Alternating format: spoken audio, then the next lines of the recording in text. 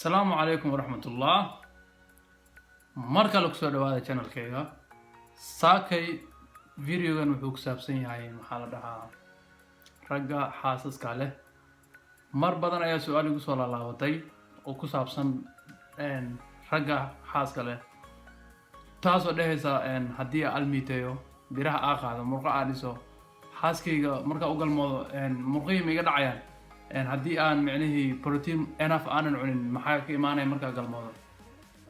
midda kale su'aal hadda maantadan commentiga qof igu weydiiyey ayaa waxay ahayd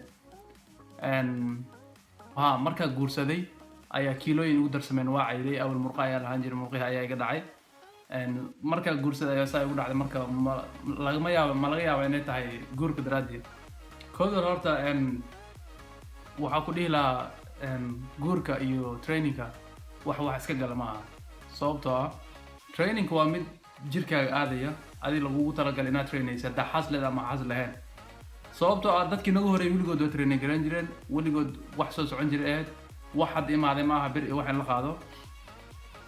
marka waxaa ku dhihi lahaa haddii aad murqo lahaan jirta awalka hore ee hadda kaa dhaceen ma aha xaaskaaga inay ku keentay ee adaa isku keenay, sababtoo waxaa cuntid ayaa tahay. haddaa wax wanaagsan cuntid wixii wanaagsanaa ayaa jirkaaga soo baxaya, haddaa wax xun cuntidna wix xun ayaa kasoo baxaya.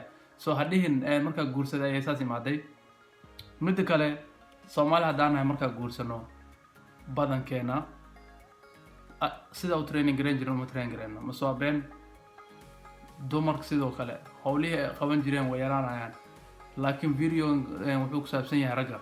so waxaan idhi habeenkii markaas seexanay sidoo kale waxaa cunaysaa waxaa lagu soo agdhigayaa oodkac iyo ukun iyo caana lagu soo agdhigayaa. marka waxaa rabtaa inaad six pack sii yeelatid, wax macquula maaha.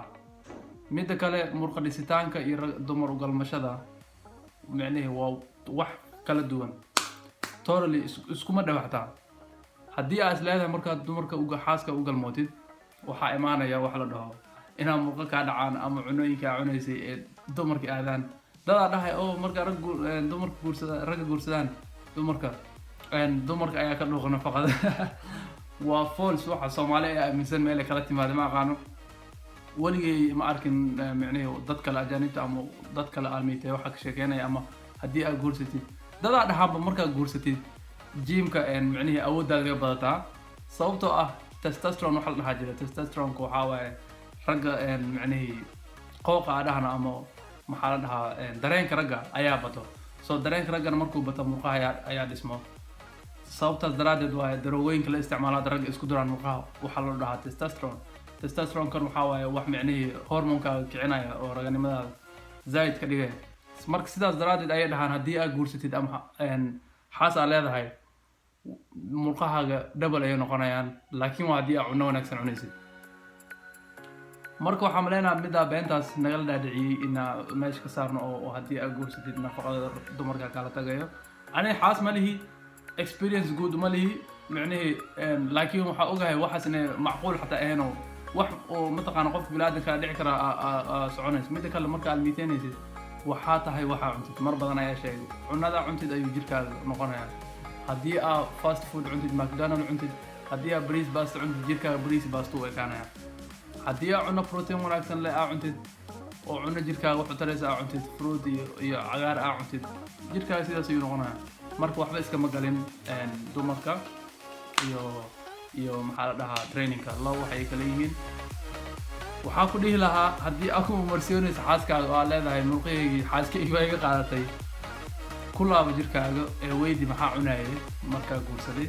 intaana guursaninna maxaa cunayay waa ogna. haddii aad guursatid qof laga fikirayaa tahay kaligaa ma tiid. haddii aad iskaabul ahaan jirtay jikada kaligaa gali jirta koob kafee kusoo jari jirta hadda sidaan oo kale oo hadda almost duhur kafee ugu horeeya cabaya. laakiin marka xaas leedahay waxaas ma jirto. aroortii markaa soo kacaabta maxaa tiri canjeeriyo waxaa lagu soo agdhigaa oodkac ama canjeeriyo hilib baa lagu soo karnaa. qof nasiib lahaatay marka oo micnihii cunooyinkiisa oo meel saaran yihiin ha kuma marsiyoonin dumarka. ayagaa micnihii nafaqo ku siinayaba jirkaaga dhisaya, laakiin xaaskaaga adiga micnihii ka tashta cunada cunaysiin. ayada kaligaa iska fikirin oo ayadana ka fikir. haddii ay kiilooyinka ugu darsameen ayada maxaa malaynaysaa way ku darsamayaan qasab, laakiin adi ma aragtid sax.